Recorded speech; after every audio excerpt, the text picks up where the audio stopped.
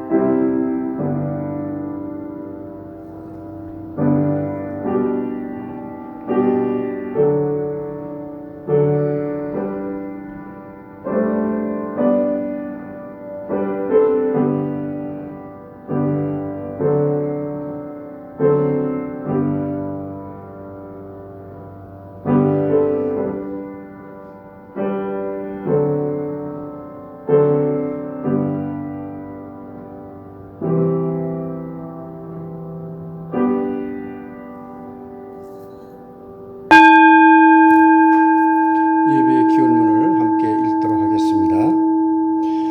사랑의 하나님, 하나님은 모든 것이 충만하십니다. 그러나 이 땅에 우리들을 너무나 사랑하시어 하나님은 자신의 모든 것을 온전히 비워내십니다. 사랑의 하나님이시여 이제 하나님의 그 텅 빈 곳을 바라봅니다. 이 예배를 통하여 그곳을 우리의 찬양과 기도로 채우소서. 이 예배를 통하여 우리 모두 하나님과 일치되는, 또한 모든 존재들과 일치되는 감격을 누리게 하소서. 아멘. 찬송가 361장 1절과 2절 함께 하겠습니다.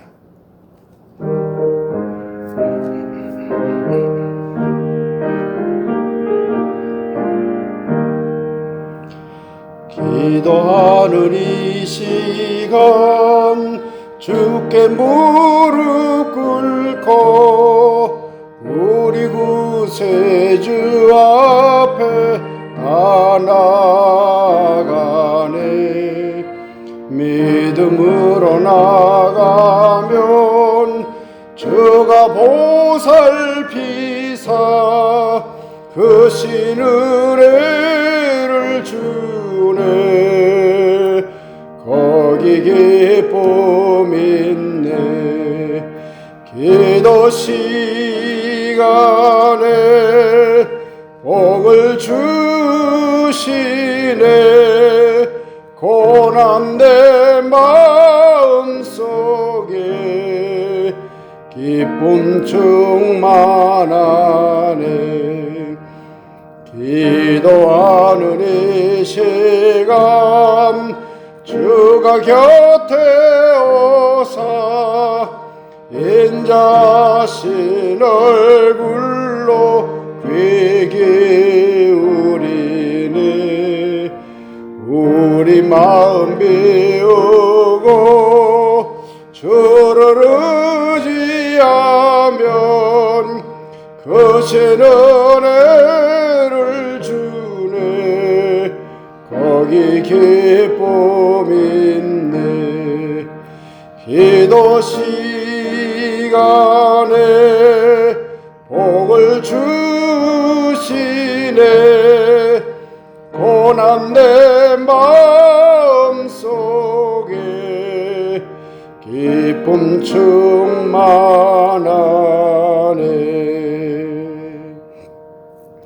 네, 이제 수확의 계절 가을이 되었습니다. 우리 주위에 여러 작물들이 익어가는 모습, 그리고 수확하는 모습들을 보면서 감사하는 마음으로 함께 묵상기도 드리겠습니다.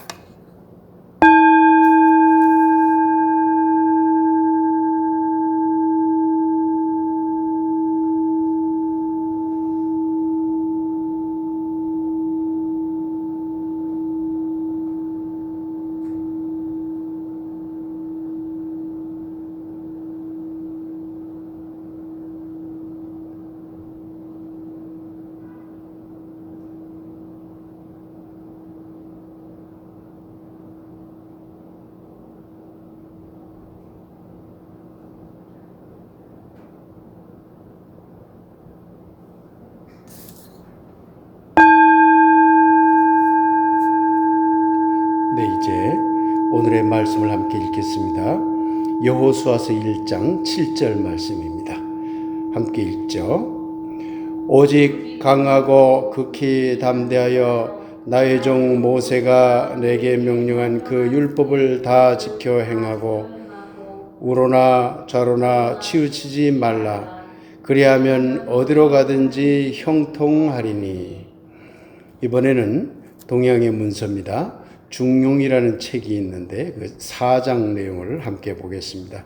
원문은 제가 읽겠습니다. 자왈 도지 불행야라 아지 지의라 지자 과지하고 우자 불급야라 도지 불명야라 아지 지의라 현자 과지하고 불초자 불급야라. 직역한 내용은 함께 읽도록 하겠습니다. 작께서 말씀하셨습니다. 도가 행해지지 않는구나. 나는 그것을 알고 있다. 지혜롭다는 사람은 지나치고 어리석다는 사람은 미치지 못하는구나. 그리고 도가 박지 못하구나. 나는 그것을 알고 있다. 깨어있다는 사람은 지나치고 부족하고 못났다는 사람은 미치지 못하는구나. 말씀을 받습니다. 아멘. 내가 그리스도와 함께, 그리고 이어서 이와 같은 때엔 계속해서 두 노래를 찬양하도록 하겠습니다.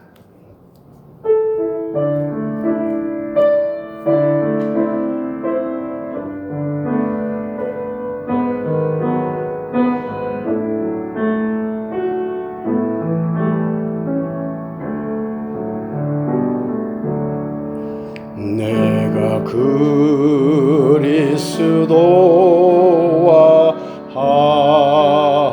함께 십자가에 못 박혔나니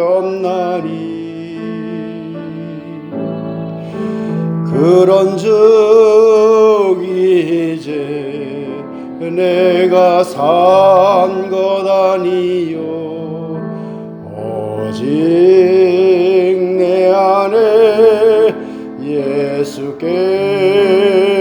예수께서 사신 것이라. 이제 내가 육체 가운데 사는 것은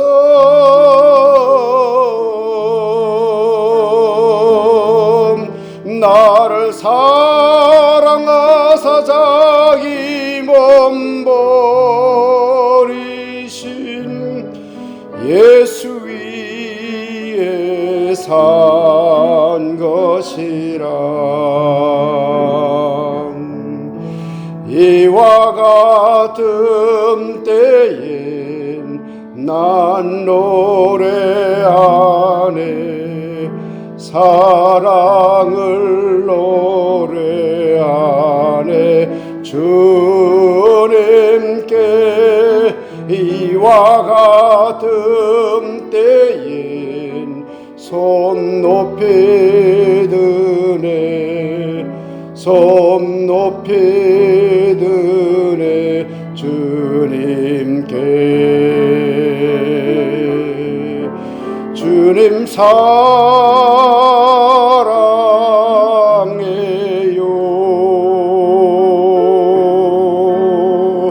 사랑해요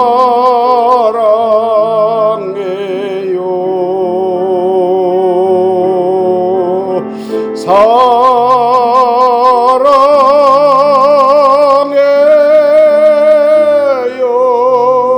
주님 사랑해요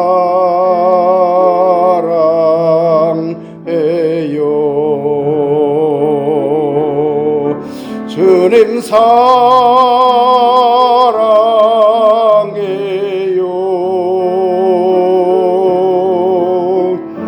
사랑해요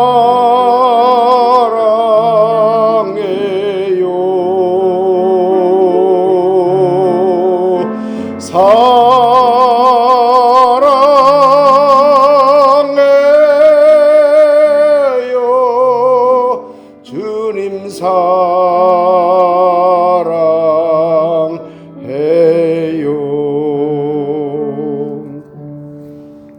네, 감사합니다. 말씀을 위한 기도 잠시 드리겠습니다. 사랑의 하나님, 진리의 하나님, 이제 당신의 말씀을 함께 생각해 보고자 합니다. 전하는 이 부족한 것의 생각과 입술을 주님께서 지켜주셔서 주님의 말씀을 올바르고 또한 아름답게 전할 수 있도록 인도하옵소서. 함께하는 우리 교우들과 또한 함께하는 모든 이웃들의 마음의 귀와 영적인 귀도 활짝 열어주셔서 주님의 말씀을 아름답게 받게 하옵소서. 예수 그리스도 이름으로 기도하옵나이다. 아멘. 반갑습니다. 오늘은 삶의 기울기라는 제목으로 말씀을 함께 생각해 보도록 하겠습니다. 오늘도 말씀을 나누는 중에 귀한 깨달음이 여러분 모두 위에 가득 임하게 되길 하나님의 이름으로 간절히 축원드립니다. 우리가 살아가는 이 세계는 언제나 양극단이 존재합니다. 그런데 성년들은 이 양극단을 피하라고 가르칩니다. 정치적으로 보면 극단적인 진보도, 극단적인 보수도 모두 피해야 할 양극단이지요. 종교적으로 보면 초월자 하나님만 강조하는 것도, 내재자 하나님만 강조하는 것도 모두 피해야 할 양극단입니다.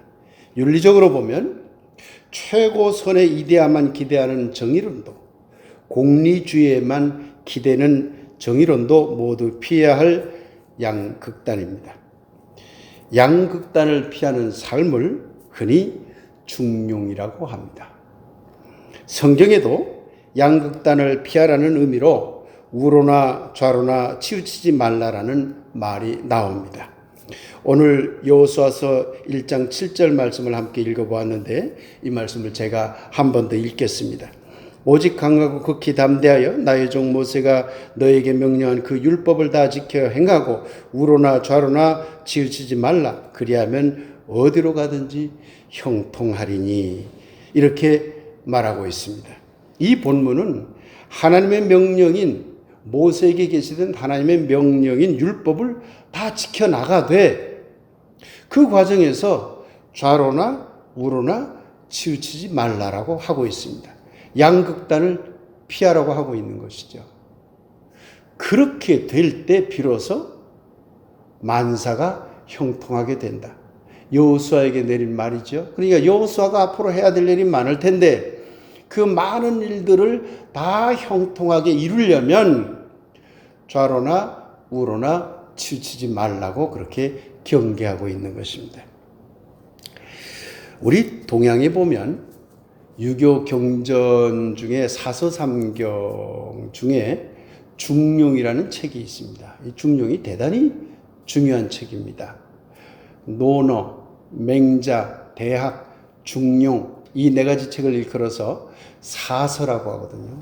그러니까 사서 속에 포함될 정도로 이 중용이라는 책은 매우 중요한 의미를 가진 책입니다. 그런데 이 중용이라는 책은 책 제목이 말하고 있듯이 좌로나 우로나 치우치지 않는 삶에 대한 것을 자세히 풀어 쓴 그런 경전이라고 할 수 있습니다. 중용이라는 말 자체가 치우침이 없는 가운데의 어떤 실천적인 삶이라는 뜻을 가지고 있기 때문에 이 책 자체가 아주 극단적인 어느 한쪽 또는 극단적인 저쪽 다른 한쪽 이런 삶을 피하고 가급적 그 중간의 길을 걸어가라고 그렇게 가르치고 있다고 할 수 있습니다. 그런데 이 중용에는 두 가지 의미가 함축되어 있습니다. 중용할 때 중자는 가운데 중자입니다. 그렇기 때문에 가운데가 중요하다라는 것을 가르치고 있는 말이죠. 그런데 용자는 쓸 용자입니다. 무엇인가를 활용하고 실천적인 것을 의미할 때 사용되는 말이 쓸 용자입니다. 그럼 이건 무슨 얘기냐면 가운데가 중요하다는 것을 알면 그 가운데가 중요하다는 것을 너의 삶 속에서 실천하라. 쓰임새로 그것이 드러나야 된다. 그런 뜻입니다. 그래서 중용이라는 말은 단순히 중간에 어떤 도가 있다라는 말이 아니라 중간에 도가 있다는 것을 깨닫고 그것을 우리의 온몸으로 살아나가라고 하는 그런 의미가 포함되어 있는 말이라고 할 수가 있습니다. 그런데 여러분 어떻습니까? 양극단에 서서 살아가는 것이 그리 옳은 것이 아니라는 것을 우리는 다 체험적으로 압니다. 저쪽 우쪽으로 치우친 삶도 그렇게 바람직한 삶이 아니고 반대로 좌쪽으로 치우친 삶도 그렇게 바람직한 삶이 아니라는 것을 우리는 잘 알지요. 그래서 가급적이면 중용의 길, 즉 중도를 가려고 우리가 노력을 하지요. 그러나 실천적으로 볼 때 그게 가능하다고 생각하십니까? 사실은 이 중도, 가운데의 길을 걸어간다는 것이 매우 힘든 길이라는 것을 알 수가 있습니다. 어쩌면 실천적으로 보면 중용의 삶은 사실상 불가능하다고까지 할 수 있을 정도입니다. 오늘 함께 본 중용 제4장 이야기를 다시 한번 읽겠습니다. 자왈 도지 불랭야라 아지지 의야라 지자과지하고 우자 불급야라 도지 불명야라 아지지 의라 현자 과지하고 불초자 불급야라. 이 말을 다시 좀 풀어서 말씀드리면 공자님은 도를 행함에 있어서 지자, 즉 도에 대해서 많이 아는 이들은 그저 더 많은 것을 알려고 치닫기만 하면서 알지 못하는 사람들을 아우르는 일에 소홀히하고 우자, 곧 어리석은 사람은 자꾸 마음이 도를 알기 위해서 높은 곳을 향하는 마음을 가져야 됨에도 불구하고 그런 마음은 없고 자꾸 천한 곳으로만 마음이 쏠려서 도를 알아내려고 하지 않는다고 한탄하고 있는 것입니다.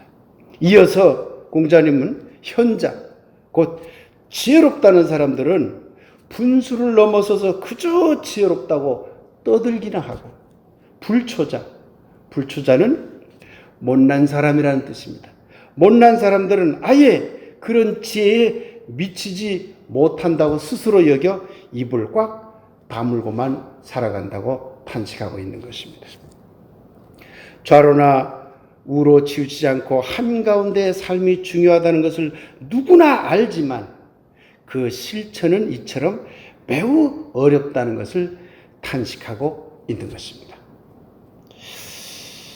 예수님은 좌로나 우로나 치우치지 않는 삶, 곧 중용의 삶을 어떻게 생각했을 것 같습니까? 바리새파는 중용이 아니라 최고선, 의인, 율법을 지킴이라는 어느 한쪽에 치우친 그런 삶을 살았습니다. 이에 대해 예수님은 어떻게 대응했을까요? 사두개파는 중용이 아니라 종교적인 권위, 제사, 성전이라는 또 다른 어느 한쪽으로 치우친 삶을 살았습니다. 이에 대해 예수님은 어떻게 대응했을까요? 열심당파는 중용이 아니라 극단적인 정치혁명, 목적이 정당하면 폭력 방법도 정당하다는 어느 한쪽으로 치우친 그러한 길을 걸어갔습니다.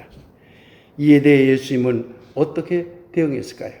에스네파는 중용이 아니라 배타적인 종교관, 그리고 극단적인 금욕주의라는 어느 한쪽에 치우친 길을 걸어갔습니다. 이에 대해 예수님은 어떻게 대응했을까요? 예수님은 분명 중용의 중요성을 이해하셨습니다. 그래서 예수님은 의인과 죄인은 없다고 선언하신 겁니다. 그래서 예수님은 하늘의 해는 의인이나 죄인에게 모두 비추며 하늘의 비는 또한 의인이나 죄인 모두에게 내린다고 했던 것입니다. 그래서 예수님은 높아지려는 자는 낮아지고 낮아지려는 자는 높아진다고 가르쳤던 것입니다. 그래서 예수님은 하늘의 초월자 하나님을 말하면서도 자기 안에 계신 아버지 하나님을 말했던 것입니다. 예수님은 분명 중용의 중요성을 아셨던 것 같습니다. 그런데 예수님의 실천적 발걸음을 들여다보면 예수님이 걸어가신 그 발자취가 과연 중용의 길이었을까 하고 질문을 던지게 됩니다.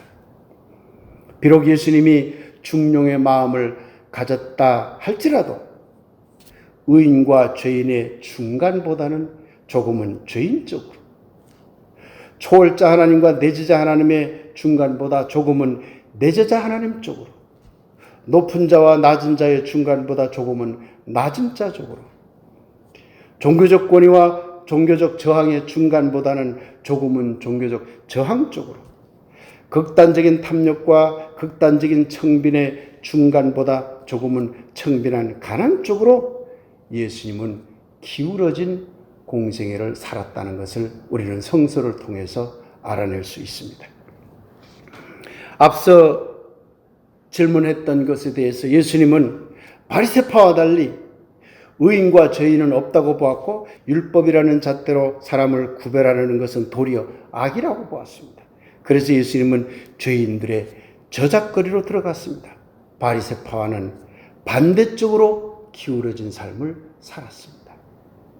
예수님은 사두개파와 달리 종교적 권위가 중요하지 않다고 보았고 그런 권위를 통하여 위계적인 종교와 위계적인 사회체제를 만드는 것에 대해 반대했습니다.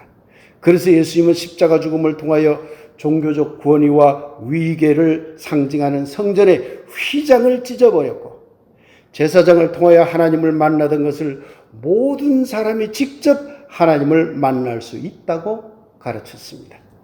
사두개파와는 정반대쪽으로 기울어진 삶을 살았던 것입니다. 예수님은 열심당파와 달리 극단적 정치혁명으로 문제가 해결된다고 보지 않고 방법의 정당성은 목적의 정당성만큼이나 중요하다고 보았습니다.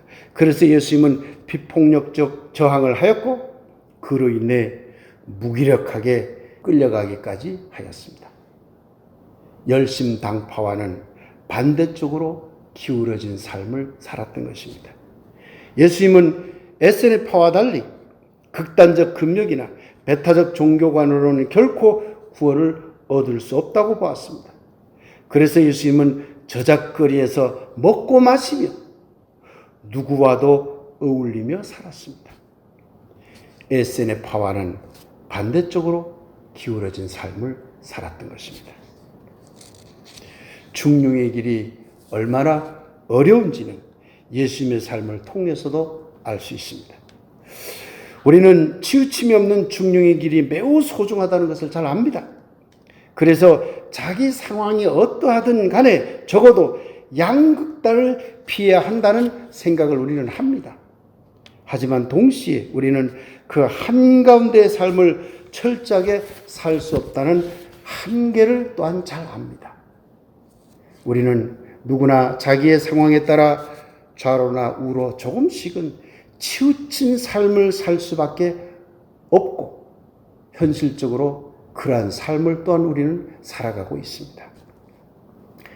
그래서 예수님의 실천적인 삶을 통해 지혜를 배운다면 의인을 향하듯 죄인의 자리로 내려가야 하고 하나님의 법을 향하되 사랑의 자리로 낮아져야 하고 초월의 하나님을 바라보되 내재의 자리인 땅의 삶을 소중히 여겨야 하고 철저한 청빈을 향하되 또한 저작거리의 잔치에 참여해야 하는 것입니다. 어쩌면 예수님은 중용의 중자를 마음에 기억하면서도 실질적인 쓸 용은 꽤나 어느 한쪽으로 기울어져 있었던 것입니다. 예수님의 공생애를 살펴보면 오늘날 우리들이 사용하는 용어를 적용해서 말씀드리면 좌파적으로 기울어진 공생애를 보여주었습니다. 예수님이 돌아가신 후 제자들이 최초로 만든 공동체가 무슨 공동체입니까?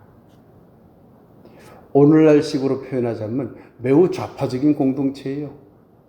왜? 많은 사람들에게 모두 재산을 다 가져오라고 그러고 그걸 분배하는 그런 공동체를 만들었거든요.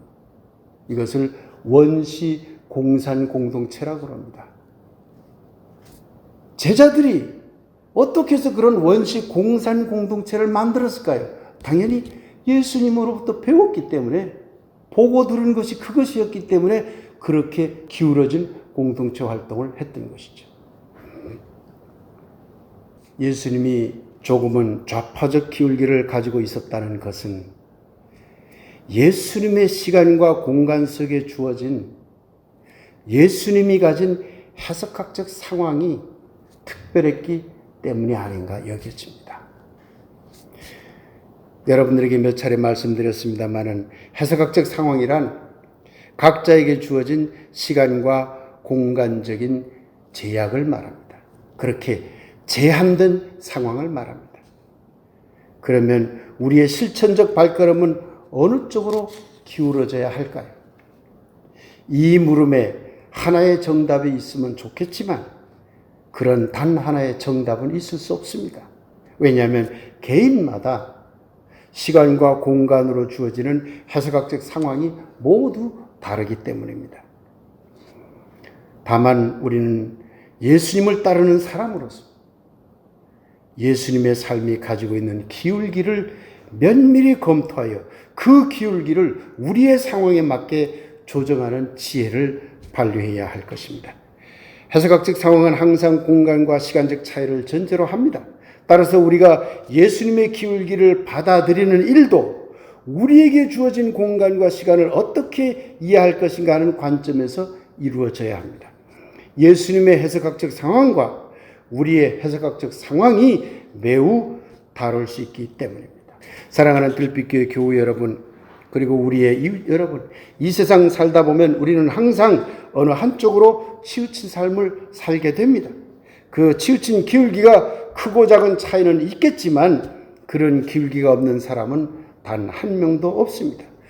중용의 도를 가르친 공자님도, 중용을 통하여 깨달음을 얻었다는 석가모니 부처님도, 그리고 우리가 따르는 예수님도 중용을 매우 중요하게 여겼지만 각자 처한 시간과 공간적인 상황에 따라 일정하게 기울어진 삶을 살 수밖에 없었던 것입니다. 기울기를 가진 삶은 그 자체가 나쁜 것이 아닙니다. 도리어 그 어떤 기울기도 가지지 않고 중용의 길을 가고 있다는 자만심에 빠지거나 그 어떤 기울기도 없는 공정과 정의의 길을 가고 있다는 확신이야말로 그 자체가 거짓이며 위선이며 악덕이 됩니다. 어쩌면 예수님은 그 점을 지적하고자 했는지 모르겠습니다.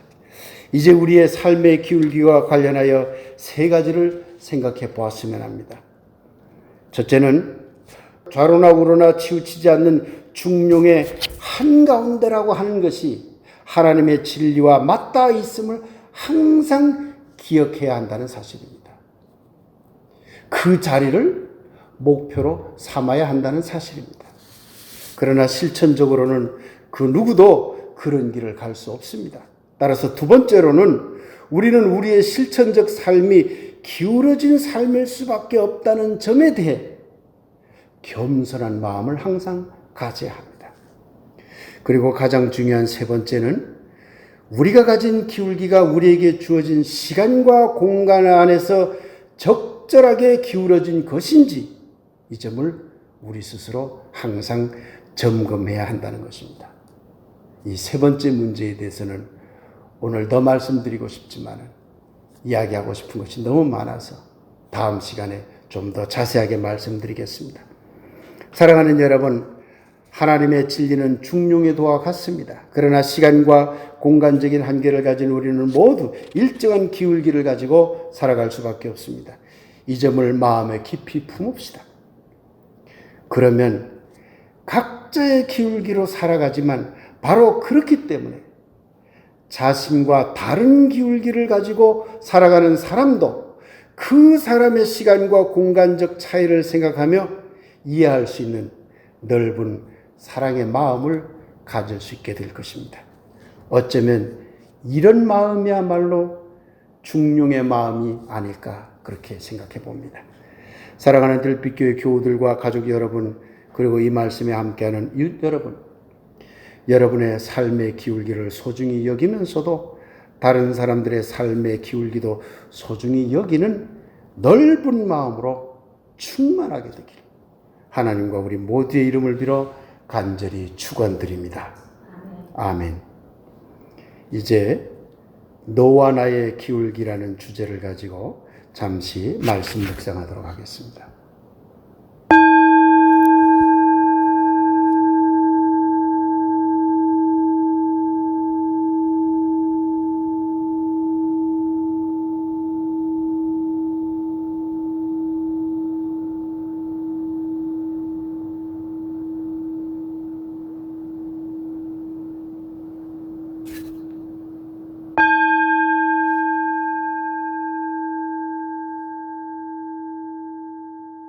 네, 이제 광고 말씀드립니다.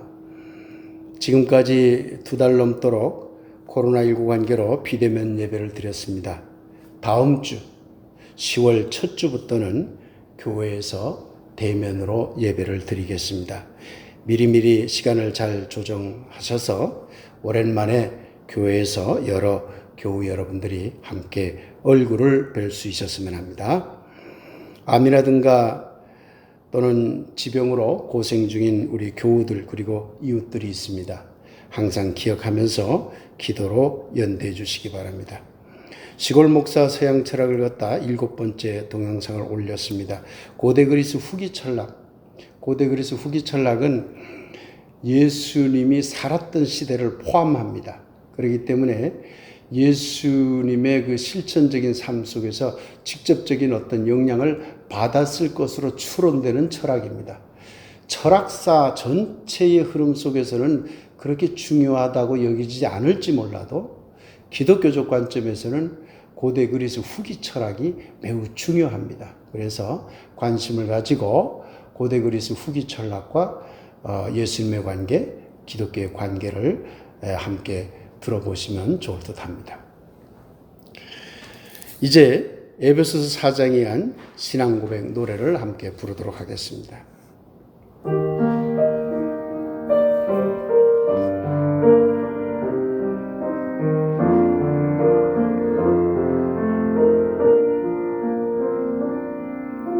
모든 겸손과 온유로 하고 오래 참음으로 사랑 가운데서 서로 용납하고 평안에 매는 줄로 성령이 하나 되게 하신 것을 힘써 지키라.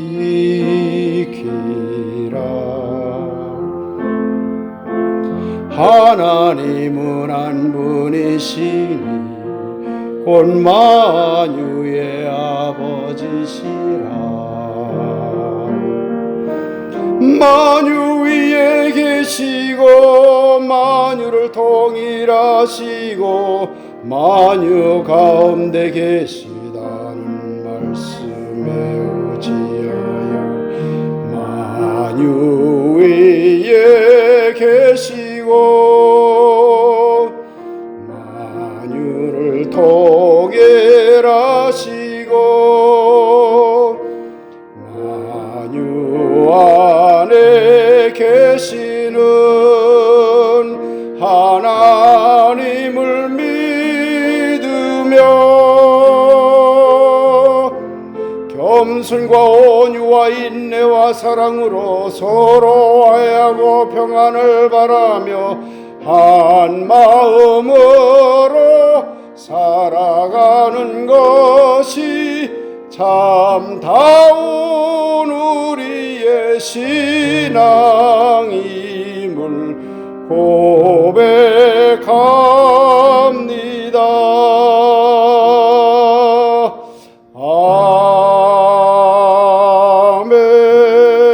아멘. 기도하겠습니다. 사랑의 하나님, 치유의 하나님, 우리 교우들 중에, 우리 이웃들 중에 온 몸의 아픔으로 힘들어하는 그런 교우들과 이웃들이 있습니다. 또한 마음이 아프거나 영적인 아픔 속에 있는 분들도 있습니다. 주님께서 살펴주셔서 그 모든 아픔으로부터 벗어날 수 있도록 치유의 놀라운 역사가 일어날 수 있는 축복을 더하여 주시옵소서.